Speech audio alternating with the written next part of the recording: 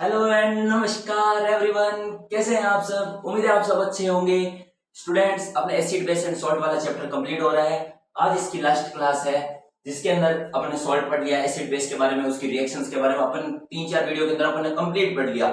इतना सफिशिएंट है आप सबके लिए। आज कुछ सॉल्ट के जो कुछ रॉ मटेरियल्स बनते हैं, कुछ केमिकल्स बनते हैं, उनके बारे में आज अपन बात करते हैं जो सॉल्ट के हेल्प से बनते हैं। तो फर्स्ट आ जाओ, सोडियम हाइड्रोक्साइड। सर, आपने बताया एसिड बेस वाले जो पीएच आपने पढ़ा था उसके अंदर आपने सोडियम हाइड्रोक्साइड को बताया था कि सबसे ज्यादा बेसिक होता है। इसका पीएच कितना होता है? कमेंट करके अंदर बताओ कि फटाफट इसका बताओ कि एन सोडियम हाइड्रोक्साइड का पीएच कितना होता है, पीएच स्केल के अंदर इसकी वैल्यू कितनी होती है। अब इसका सर मतलब क्या है कि सोडियम हाइड्रोक्साइड हम कैसे बनाएंगे, मतलब सॉल्ट की मदद से अपन सोडियम हाइड्रोक्साइड बनाएंगे। सर कैसे बनाएंगे? तो सोडियम क्लोराइड है, सोडियम क्लोराइड मतलब सॉल्ट। सॉल्ट के अंदर मैं इलेक्ट्रिसिटी पास करूंगा। क्या पास करूंगा? इलेक्ट्रिसिटी पास करूंगा तो मुझे क्या मिलेगा? Sodium hydroxide. सर कैसे मिलेगा आपको बताओ, तो अभी बता देते हैं। एक ध्यान रखना, जो सोडियम हाइड्रोक्साइड होता है उसको क्या कहते हैं? ब्राइन कहते हैं। उसका सोडियम हाइड्रोक्साइड का दूसरा नाम क्या है? जैसे सोडियम हाइड्रोक्साइड NaOH तो अपन कहते ही हैं, इसका दूसरा नाम जैसे इसका समझ लो सिमिलर नेम इसका क्या होता है? ब्राइन होता है। मतलब कहीं ब्राइन लिखा है तो भी डरना नहीं है। What is the chemical formula of Bryan? तो आप क्या कहोगे? Sodium hydroxide NaOH। पता चल गया। अब देखो यहाँ पे रिएक्शन देखो, इसकी मेन इंपॉर्टेंट सबसे ज्यादा आपके लिए रिएक्शन है। रिएक्शन के अंदर आप क्या करोगे? जैसे यहाँ पे sodium chloride NaCl plus H2O, मतलब NaCl ऐसे तो है नहीं कि मैं प्योर एकदम सॉलिड NaCl के अंदर, कभी भी सॉलिड के अंदर इलेक्ट्रिसिटी पास होती है क्या? मतलब मैंने नमक रख दिया उसके अंदर तार लगा दिया, इलेक्ट्रिसिटी पास होगी? सर नहीं होगी। मैंने नमक के पानी के अंदर, नमक का पानी, यहाँ पे नमक का आ गया, देखो यहाँ पे सॉल्ट आ गया, प्लस यहाँ पे वाटर भी आ गया मेरे पास। सॉल्ट प्लस वाटर दोनों है या नहीं है मेरे पास? ठीक है सर। इस सॉल्यूशन के अंदर आपने इलेक्ट्रिसिटी पास की, यहाँ पे यही वाली रिएक्शन सेम टू सेम है, बस इसको मैंने शॉर्ट फॉर्म में लिखा है, यहाँ पे पूरी लॉन्ग फॉर्म इलेक्शन है। इलेक्शन क्या है? रिएक्शन है। अब देखो यहाँ पे इलेक्ट्रिसिटी मैंने पास की, इलेक्ट्रिसिटी पास करते ही यहाँ पे देखो मुझे सोडियम हाइड्रोक्साइड मिल गया, मतलब इसका ये Cl टूट के इसके साइड में ये जो OH था ये अपने पास मिल गया। तो सोडियम हाइड्रोक्साइड मेन तो अपन को ये चाहिए था। फिर इसके अंदर क्लोरीन गैस और हाइड्रोजन गैस दोनों रिलीज हो जाएगी, और अपन को चाहिए क्या था? Sodium hydroxide. अब सर हमारी बुक के अंदर तो एक पूरा डायग्राम बना हुआ है सर, उसके बारे में ये आपको थ्योरी नहीं रटनी है, आपको डायग्राम को समझना है। थ्योरी आप खुद ब खुद लिख लोगे, मुझे पता है, मुझे आप पर इतना विश्वास है कि आप खुद लिख लोगे। अब देखो इसके अंदर मैंने एक बड़ा सारा बीकर लिया, कोई भी बीकर ले लिया, इसके अंदर मैंने इसके अंदर मैंने दो मेटल की रॉड लगाई। क्या लगाई सर? मेटल की दो रॉड लगाई, एक यहाँ पर एक यहाँ पर। इसको मैंने सेल या बैटरी से कनेक्ट किया। यहाँ पे देखो मैंने सेल बैटरी से, ये ध्यान रखना ये अलग है, ये होल्स है कुछ। यहाँ से देखो, यहाँ से ब्राइन एंटर करेगा, यहाँ से निकलेगा, वो सब बताऊंगा। ये दो रॉड है, ये मैंने इसको सेल से कनेक्ट किया। किससे कनेक्ट किया? सेल से कनेक्ट किया। सेल से कनेक्ट किया, ये देखो ये पॉजिटिव एंड, ये नेगेटिव एंड। पॉजिटिव एंड को आप क्या कहते हो? एनोड कहते हो। नेगेटिव एंड को मतलब कैथोड कहते हो। एनोड और cathode, positive anode, negative cathode. ठीक है सर। अब देखो ये पूरा बीकर, ये जो है ना, ये जो रॉड है, ये सब पूरे सोडियम क्लोराइड सॉल्यूशन के अंदर है, मतलब नमक के पानी के अंदर ये पूरी दोनों डिप हो चुकी है। अब देखो इसके अंदर क्या होता है, जब मैं यहाँ पे इलेक्ट्रिसिटी पास करूंगा, ये दोनों यहाँ इसके अंदर है पूरी फैली हुई। अब मैं इस रोड के आसपास पूरे पानी के अंदर क्या करूंगा? मैं इलेक्ट्रिसिटी पास करूंगा इसके अंदर। इलेक्ट्रिसिटी पास करते ही क्या होगा? मतलब जो सोडियम क्लोराइड का जो सॉल्यूशन है वो क्या करेगा? सोडियम हाइड्रोक्साइड, मतलब जो पानी के अंदर जो OH है और जो सोडियम है वो ब्राइन बन के बाहर निकल जाएंगे। यहाँ पे देखो, यहाँ से तो मैंने क्या डाला? सोडियम क्लोराइड और प्लस H2 मैंने इसके अंदर मिक्स किया हुआ था। अब यहाँ से अपन का क्या निकालना है? Sodium hydroxide. तो बस ये क्लोरीन टूट जाएगा, ये OH टूट जाएगा, बस इतनी सा है वो। इसका जो डायग्राम है वो इतना ही है, ज्यादा कुछ नहीं है उसके अंदर। तो आगे समझ में। सेकेंड पॉइंट है bleaching powder. Sir bleaching powder नाम तो बहुत सुना है, अब इसका मतलब क्या होता है? तो reaction of chlorine with calcium hydroxide form calcium oxychloride. Sir ये क्या मतलब है? कैल्शियम हाइड्रोक्साइड अपन ने पढ़ा था, मैंने एक उस दिन नोट करके एक रिएक्शन लिखाई थी, याद हो तो स्लैग लाइम वाली। अगर नहीं याद है तो एक प्रीवियस वीडियो जाके देखो, उसके अंदर कंप्लीट आपको इंफॉर्मेशन मिल जाएगी। अब यहाँ पे आओ, कैल्शियम हाइड्रोक्साइड सर पढ़ा था हमने, स्लैग लाइम। यहाँ पे ये ध्यान रखना, ये ड्राई स्लैग लाइम है, ये वाली चीज आपको ध्यान रखनी है। इस रिएक्शन के अंदर मैं बता भी दूंगा। फिर अपन को तो ब्लीचिंग पाउडर के बारे में पता करना है सर, तो कैल्शियम हाइड्रोक्साइड और इसकी Cl की रिएक्शन करो तो कैल्शियम ऑक्सीक्लोराइड मिलेगा। अपन को क्या मिलेगा? Calcium oxychloride. कैल्शियम ऑक्सीक्लोराइड समझ आ गया, यही होता है ब्लीचिंग पाउडर। अब सर इसकी रिएक्शन बता दो, तो कैल्शियम हाइड्रोक्साइड प्लस क्लोरीन। ये ध्यान रखना, ये क्या होता है? Dry slag lime. ये किस प्रकार का लाइम होता है? Dry slag lime. क्या होता है? Dry slag lime. Okay sir, पता चल गया, ड्राई स्लैग लाइम होता है। ठीक है सर, पता चल गया। अब इसकी मैं रिएक्शन क्लोरीन के साथ करूंगा तो अपन को क्या मिलेगा? Calcium oxychloride. बैलेंस आप कर लेना, और प्लस H2O, ठीक है। तो H2O मिल जाएगा अपन को। तो ये कैल्शियम ऑक्सीक्लोराइड चाहिए ना, बस अपन को ये ध्यान रखना, फॉर्मूला पूछ ले तो ब्लीचिंग पाउडर का फॉर्मूला क्या होता है, कैल्शियम ऑक्सीक्लोराइड, पेपर के अंदर आता भी है 1 नंबर का, ठीक है। In textile industry, in would पर, अब देखो इसकी कहां का काम आता है, यूज किसके अंदर आता है, तो in textile industry, in would पर, इन फैक्ट्री और इन लॉन्ड्रीज। मेन तो ये जरूरी है, मतलब टेक्सटाइल इंडस्ट्री मतलब कपड़ा उद्योग, टेक्सटाइल मतलब जो कपड़े से रिलेटेड होता है उसके अंदर कैल्शियम ऑक्सीक्लोराइड का आता है। वुड पर फैक्ट्री, जो अपने क्या नाम है, लकड़ी वाला जो का मतलब जो उद्योग होता है, जो लकड़ी वाली इंडस्ट्री होती है, उसके अंदर भी ब्लीचिंग पाउडर का बहुत ज्यादा यूज आता है। इन लॉन्ड्रीज, जो अपने धोबी काट होता है, जहां पे धोबी अपने कपड़े धोता है, उसके अंदर भी ब्लीचिंग पाउडर का यूज आता है, क्योंकि वो कपड़े को व्हाइट करने के लिए लॉन्ड्रीज के अंदर ब्लीचिंग पाउडर का यूज होता है, ठीक है। And oxidizing agent in many chemical industry, अगर आपको ऑक्सीडाइजिंग एजेंट का नहीं पता है तो फर्स्ट वीडियो जो अपने चैनल का है उसके मतलब उसके अंदर अपने जो सीरीज है ना, अपने जो जनरल साइंस की सीरीज है, मतलब जो प्लेलिस्ट है, उसके अंदर सेकंड या थर्ड वीडियो मैंने ऑक्सीडेशन रिडक्शन पर बना रखा है, उसके अंदर मैंने ऑक्सीडाइजिंग एजेंट के बारे में भी थोड़ा बहुत बता रखा है, तो वहां पे आप पता कर लो पहले, उसके अंदर जाके देखो कि ऑक्सीडाइजिंग एजेंट होता क्या है, मतलब क्या होता है। तो an oxidizing agent in many chemical industries, मतलब जो केमिकल इंडस्ट्रीज होती है उसके अंदर ऑक्सीडाइजिंग एजेंट के रूप में अपन किसको काम में लेते हैं, ब्लीचिंग पाउडर को काम में लेते हैं, ठीक है। Make germ free, make germ free drinking water, जो अपने पानी पीते हैं ना, कई बार गंदा पानी भी आता है सर, बिल्कुल आता है, गंदा पानी आता है, तो उसको साफ कैसे करें, तो आप ब्लीचिंग पाउडर उसके अंदर डाल लो, तो आपको वो जर्म फ्री, मतलब जो कीटाणु रहित, कहते हैं ना कीटाणु रहित, बिना कीटाणुओं के 99% कीटाणु ये आपके खत्म कर देगा उस पानी को, और आपको पीने के लिए पानी मिल जाएगा, ड्रिंकिंग वाटर। तो कौन काम करता है, तो ब्लीचिंग पाउडर, ये इसके यूजेस हैं, मेन तो यूजेस आपको ज्यादा और आपको फॉर्मूला याद रहना चाहिए बस, ठीक है ना। थर्ड पॉइंट है इसके अंदर बेकिंग सोडा का। सर ये वो वाला सोडा तो नहीं है जो हम पीते हैं जिसके गैस से खत्म हो जाए, अरे ये वो वाला सोडा नहीं है, ये बेकिंग सोडा है। नाम के अंदर देखो सोडा लगा हो, तो वो जरूरी थोड़ा है कि वो सोडा हो, ठीक है। तो ये baking soda, sir baking soda इसका कोई अदर नाम केमिकल है, बिल्कुल है, sodium hydrogen carbonate. Baking soda को सोडियम हाइड्रोजन कार्बोनेट कहते हैं। सर ये कैसे बनेगा हमें पता ही नहीं है, अभी बता देते हैं। सोडियम क्लोराइड, जो अपने जो सॉल्ट रहता है, सॉल्ट को ले लो, प्लस वाटर को ले लो, plus carbon dioxide, plus ammonia. Ammonia पता है ना, NH3 को अमोनिया कहते हैं। तो सोडियम क्लोराइड, नमक ले लो, कार्बन डाइऑक्साइड ले लो, वाटर ले लो और अमोनिया ले लो, इससे क्या बनेगा सर, तो NH4Cl, ammonia chloride, ammonium chloride, और फिर बनेगा अपना सोडियम हाइड्रोजन कार्बोनेट।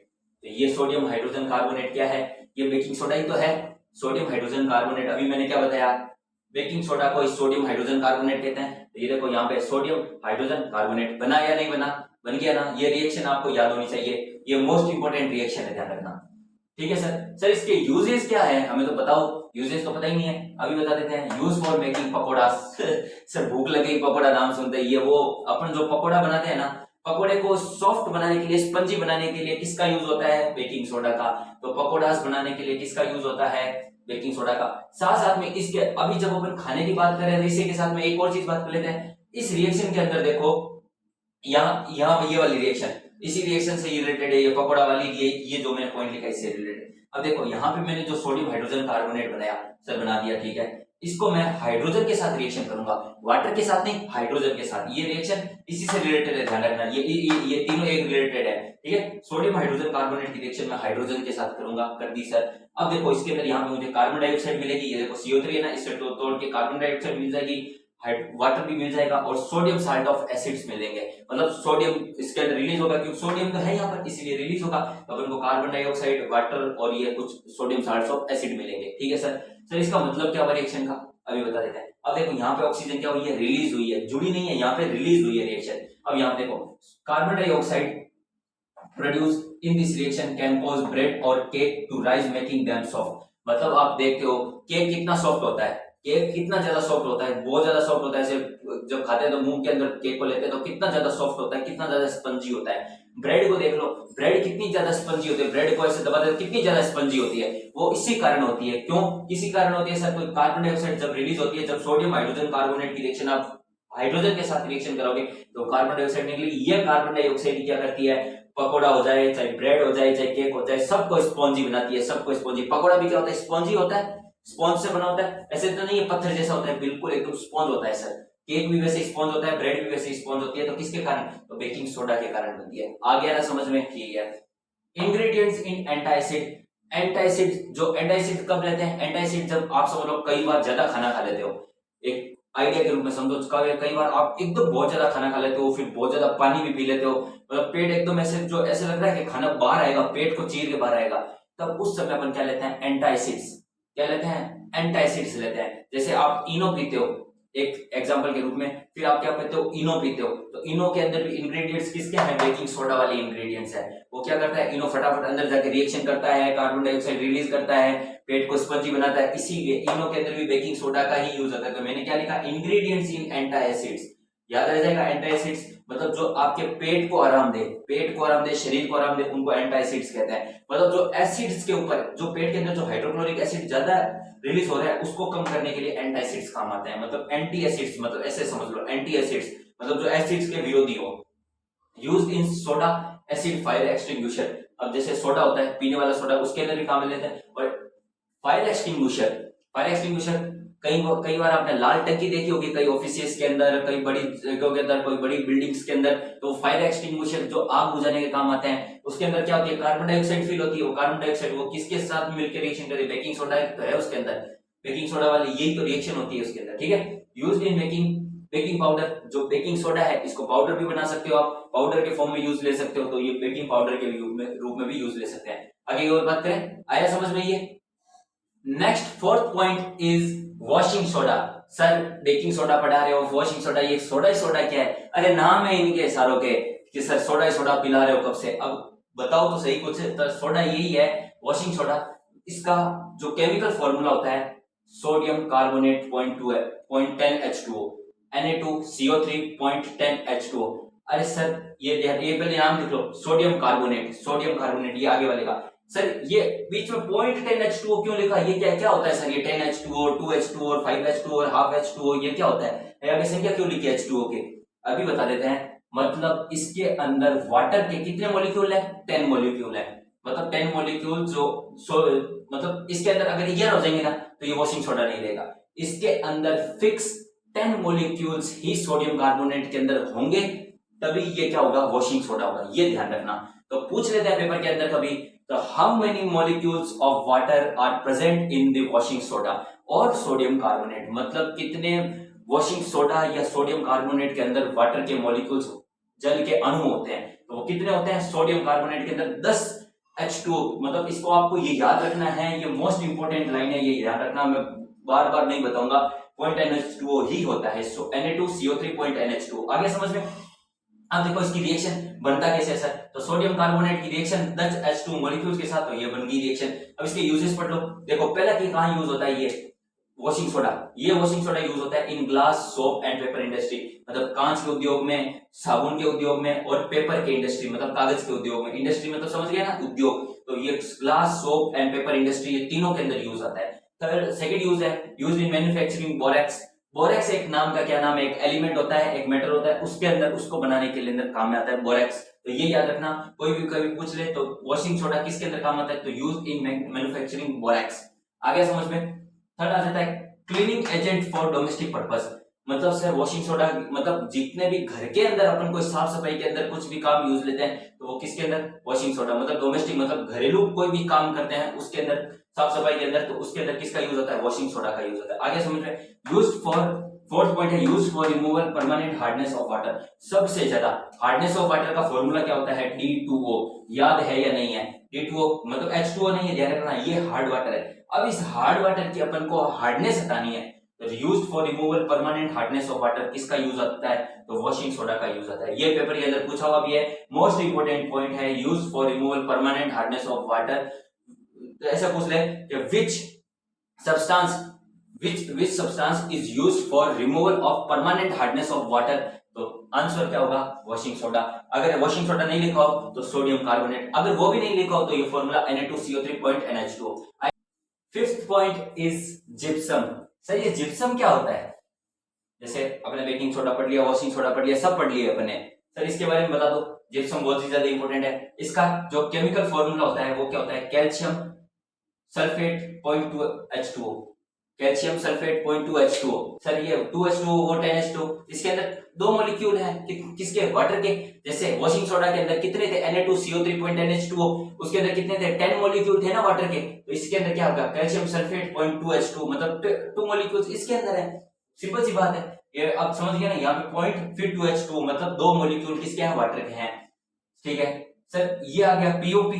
पीओपी मतलब क्या होता है सर, नाम तो बहुत ज्यादा सुना हुआ है, प्लास्टर ऑफ पेरिस। पीओपी घर के अंदर होती है ना, वो वाली पीओपी यही है, प्लास्टर ऑफ पेरिस इसका पूरा नाम होता है। प्लास्टर, पी का, ओ का ऑफ और पी का पेरिस, प्लास्टर ऑफ पेरिस। इसका फॉर्मूला देखो, सेम टू सेम है, बस कुछ छोटा सा डिफरेंस है। कैल्शियम सल्फेट एकदम सेम टू सेम, बस यहाँ पे ये जो दो मॉलिक्यूल है ये यहाँ पे आधे हो जाएंगे। मतलब जब आपके पास पॉइंट हाफ H2O, मतलब आधे मॉलिक्यूल H2O के होंगे कैल्शियम सल्फेट के साथ, तभी आपको प्लास्टर ऑफ पेरिस मिलेगा। यहाँ पर कैल्शियम सल्फेट के साथ आपके पास दो मॉलिक्यूल H2O के होंगे, तभी आपके पास जिप्सम बनेगा। अगर तीन भी हो गए ना तो ये जिप्सम नहीं बनेगा, ये कुछ और ही बन जाएगा। लेकिन यहाँ पे हाफ H2O ही होना चाहिए, ध्यान रखना, कोई भी वन नहीं लिखेगा। Calcium sulphate point half H2O बनेगा, तभी प्लास्टर ऑफ पेरिस बनेगा। अब देखो इसकी रिएक्शन, जैसे यहाँ पे ये जिप्सम है, जिप्सम से ही प्लास्टर ऑफ पेरिस बनता है, ये ध्यान रखना जिप्सम के, क्योंकि इसके पास वाटर मॉलिक्यूल ज्यादा है, इसको तोड़ेंगे तो calcium sulphate point half H2O gypsum का फॉर्मूला है, ये ध्यान रखना, ये जिप्सम का। अब देखो यहाँ पे रिएक्शन करी, यहाँ पे देखो ये इसको मैंने दो को तोड़ दिया, यहाँ पे हाफ H2O मिल गया मुझे। अब देखो यहाँ पे 1.5 H2O मिला है, एक डेढ़, मतलब इसको डेढ़ कहते हैं, 1.5 H2O। तो यहाँ पे देखो ये तो पीओपी मिल गया, ये हाफ H2O अलग है। अब देखो, अब इस रिएक्शन को मैं उल्टा भी तो कर सकता हूँ, रिवर्स भी तो कर सकता हूँ वापस, क्योंकि यहाँ पे मैंने इसको तोड़ा है तो इसको वापस भी तो कर सकता हूँ। ये हाफ H2O मॉलिक्यूल्स इसके साथ और जुड़ जाएंगे तो वापस जिप्सम बन जाएगा। तो आप रिएक्शन को ये इसीलिए बनाए, मतलब एक तो इस साइड से भी जा सकती है, इस साइड से भी रिएक्शन वापस आ सकती है। ये ध्यान रखना, ये आपकी बुक के अंदर नहीं है, आप लिख लेना पेपर के अंदर, आपको इसको क्या पता है एग्जामिनर ज्यादा नंबर भी दे दे, उसको पता चल जाए कि स्टूडेंट बहुत ज्यादा होशियार है, तो इसीलिए आपको नंबर भी मिल जाए। अब देखो इसके अंदर पीओपी के यूजेस, सर पीओपी के यूजेस क्या होते हैं, तो यूजेस क्या होता है, प्लास्टर ऑफ फ्रैक्चर्ड बोन्स, मतलब जब कभी भी आपके कोई हड्डी टूटी हुई हो, आपकी नहीं किसी की और भी हड्डी टूटी हुई होती है, तो हड्डी टूटी हुई होती है क्या सर, हमारा तो दिल टूटा हुआ है, हड्डी कहाँ टूटी हुई है, अरे समझो, प्लास्टर ऑफ फ्रैक्चर्ड बोन्स मतलब किसी की हड्डी टूटी हुई है तो उसके जो प्लास्टर बनता है वो किसका होता है, पीओपी का होता है, प्लास्टर ऑफ पेरिस का होता है। इस यही फॉर्मूला होता है calcium sulphate point half H2O। जो चूने वाला होता है ना, देखो कैल्शियम है, चूना तो है ही है, इसीलिए वो फ्रैक्चर्ड बोन्स, मतलब जो टूटी हुई हड्डियां होती है उसको प्लास्टर करके कौन सा, पीओपी ही की जाती है। मेकिंग ऑफ टॉयज, मतलब जो खिलौने बनते हैं वो भी किसके बनते हैं, पीओपी के ही बनते हैं, इसी फॉर्मूले से, calcium sulphate point half H2O इसी के ही बनते हैं। डेकोरेशन मटेरियल, जितने भी घर के अंदर डेकोरेशन मटेरियल होते हैं वो भी किसके बने होते हैं, पीओपी के ही बने होते हैं। फॉर मेकिंग स्मूथ सरफेस, कहीं पे भी कोई ज्यादा एकदम स्मूथ सरफेस करनी हो तो उसके अंदर भी calcium sulphate point half H2O की ही यूज होता है। आया या नहीं समझ में आया? अगर वीडियो पसंद आया है तो लाइक शेयर सब्सक्राइब कर देना। एसिड बेस एंड सॉल्ट वाला चैप्टर आज कंप्लीट होता है पूरा। अब मैंने 3-4 वीडियो मैंने आराम से एक्सप्लेन किया, मैंने कहा जल्दबाजी नहीं करेंगे, आराम से इसको एक्सप्लेन करेंगे जिससे स्टूडेंट्स के जो कंसेप्ट है वो आराम से क्लियर हो। तो वीडियो पसंद आया तो लाइक शेयर सब्सक्राइब जरूर कर देना। टेलीग्राम और यूट्यूब चैनल हेमंत पारेख 28 पे जाकर फटाफट जुड़ जाना। अगर इंस्टाग्राम और फेसबुक चलाते हो तो वहां पे भी आपको चैनल मिल जाएगा, ठीक है। तो ये आप कंप्लीट कर लेना आपने।